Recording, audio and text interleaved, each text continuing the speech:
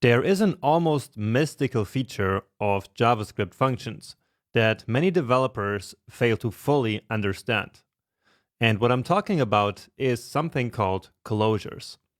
So when I ask my students what's the hardest JavaScript concept to understand, then many people say that it's closures. However, I believe that with the right explanation, it's actually not that hard, especially when you already understood everything that you learned before in this course, such as execution contexts, the call stack, and the scope chain. Because closures kind of bring all of these concepts together in a beautiful, almost magical way. So enough talk, let's see what closures are all about. So I'm going to start by creating a new function here called secure booking. And it is this function that will create the closure. Now, the first thing that I need to tell you about closures is that a closure is not a feature that we explicitly use. So we don't create closures manually like we create a new array or a new function. So a closure simply happens automatically in certain situations. We just need to recognize those situations. And so that's what we're going to do here in this example. So we will create one of those situations so that we can then take a look at a closure. So anyway, let's now continue writing this example. And I'm calling this one passenger count. And it will start at 0, but we will be able to manipulate it. And I'm calling this function here secure booking because this passenger count variable cannot be manipulated and accessed from the outside. So, and now what's special about this function is that it will return a new function. And what we do in this function is to update the passenger count variable. So the variable that is defined in the parent function. So that's important. And then let's just log the new passenger count to the console. So passenger count. All right. And now let's call the secure booking function and then store the result in a variable called booker. And so this is actually pretty similar to what we did previously in the lecture of functions returning other functions. So we have one function here that we call, and this function will return this new function. And so as we call secure booking, it will return exactly this function, and it will then be stored inside this booker. And so this here is going to be now a function as well, right? So let's analyze in detail what happens when this line of code here is executed using all the concepts that we already know about. So this is exactly the code that we just wrote. Now, before we start running the secure booking function down here, our code is running in the global execution context. And in there, we currently only have this secure booking function. And so we can also say that the global scope now contains secure booking. Then, when secure booking is actually executed, a new execution context is put on top of the execution stack. Now, remember, each execution context has a variable environment, which contains all its local variables. In this case, it only contains the passenger count set to 0. This variable environment is also the scope of this function. And so the scope chain of this execution context looks like this. So passenger count is in the local scope, but of course this scope also gets access to all variables of the parent scopes. And in this case, just a global scope. Anyway, in the next line of the secure booking function, a new function is returned and it will be stored in the booker variable. So the global context now also contains the booker variable. And now what else happens when the secure booking function returns? Well, that's right, its execution context pops off the stack and disappears. So the secure booking function has done its job and has now finished execution. It really is gone now. And that's important to be aware of and to keep in mind. And for now, that's actually all we did. So all this is nothing new at this point, right? All we did was to analyze the call stack and the scope chain as we call the secure booking function. And this is going to be important to later on understand the closure. So as of yet, we didn't see the closure yet. All we did was use the knowledge that we already have to understand how this Booker function was created, because that's going to be important for the next step. So let's now go back to our code to actually use the Booker function and then finally see the closure in action. So now that we understand how the Booker function was created, let's now actually call it here.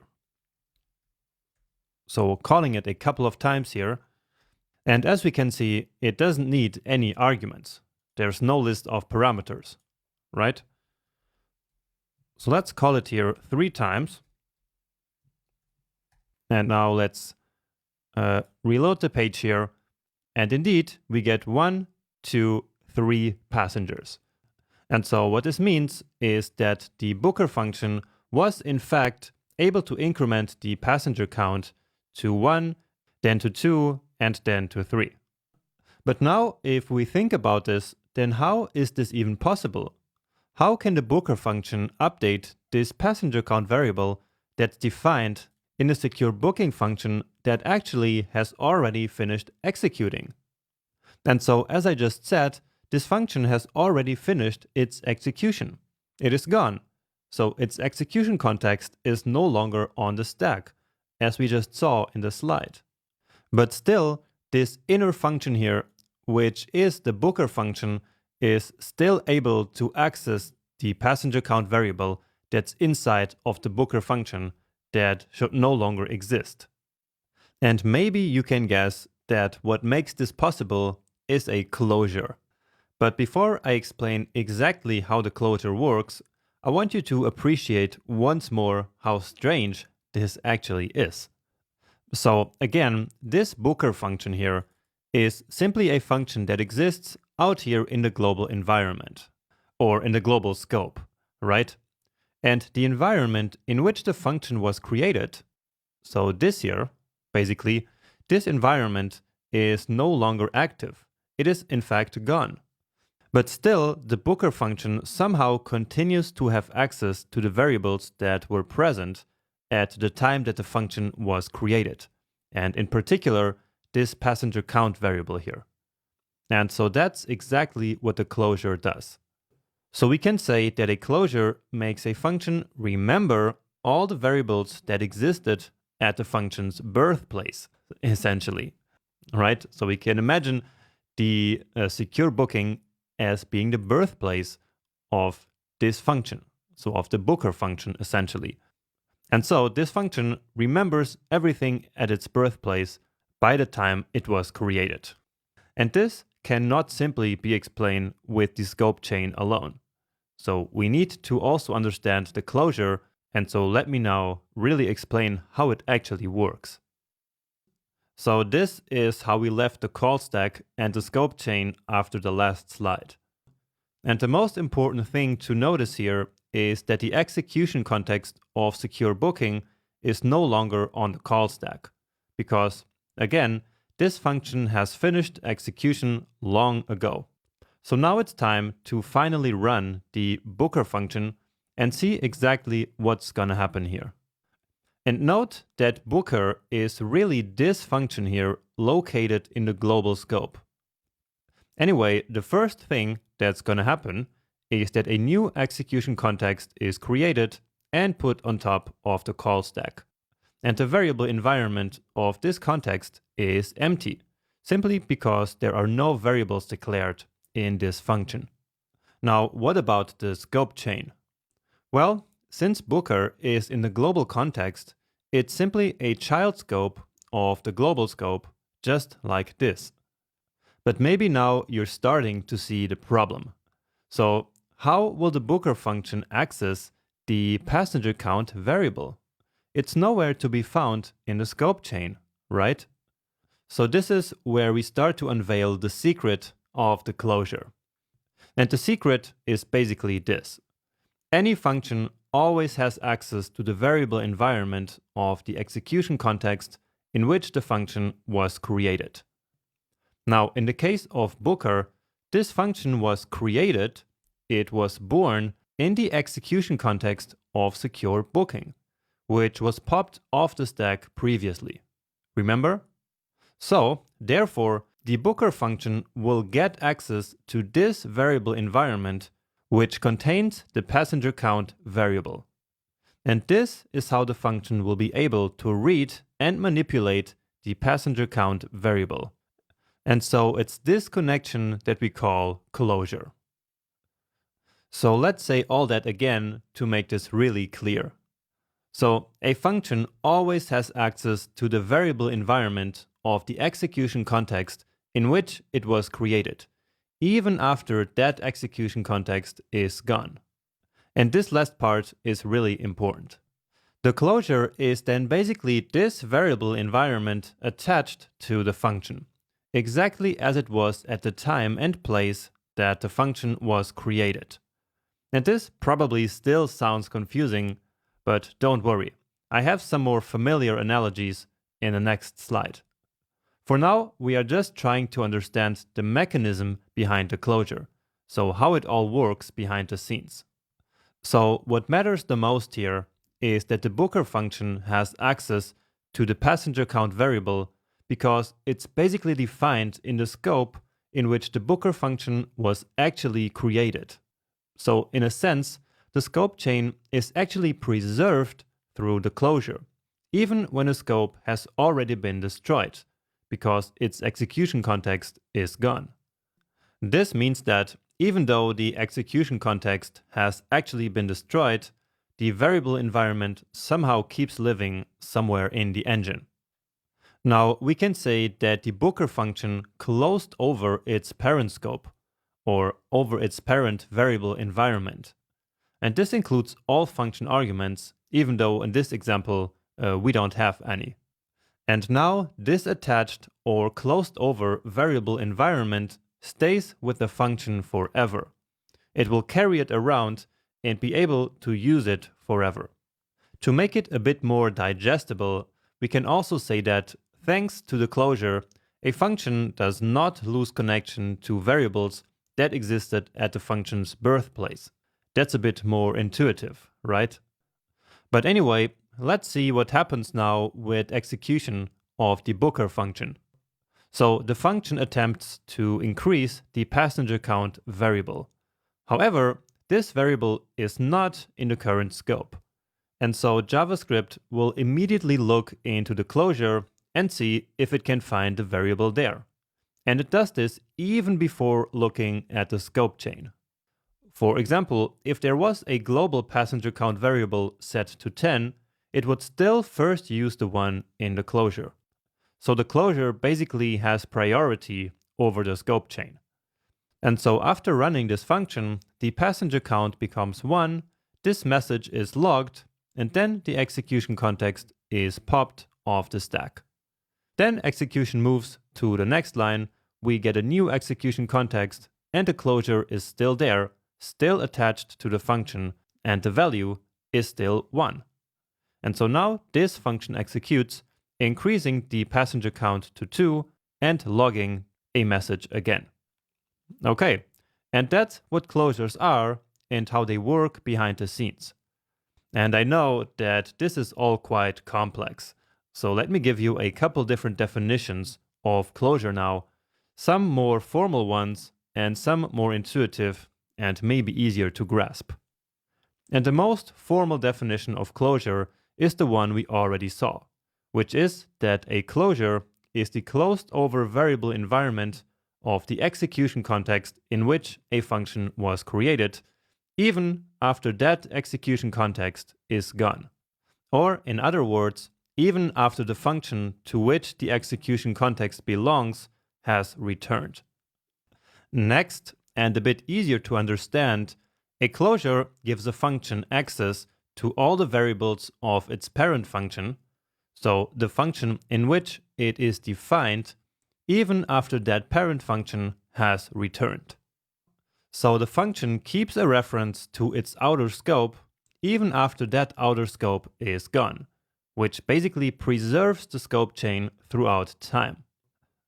Alright, another definition, or let's say analogy, is that a closure makes sure that a function does never lose connection to the variables that existed at the function's birthplace. It remembers the variables even after the birthplace is gone.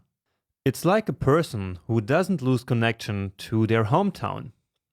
In this analogy, the person is the function and the hometown is the function's parent scope, and the function then doesn't lose the connection to the variables stored in this parent scope. And I hope that makes sense. Finally, some people like to think of this attached variable environment as a backpack. So in this analogy, a function has a backpack which it carries around wherever it goes. And this backpack contains all the variables that were present in the environment in which the function was created.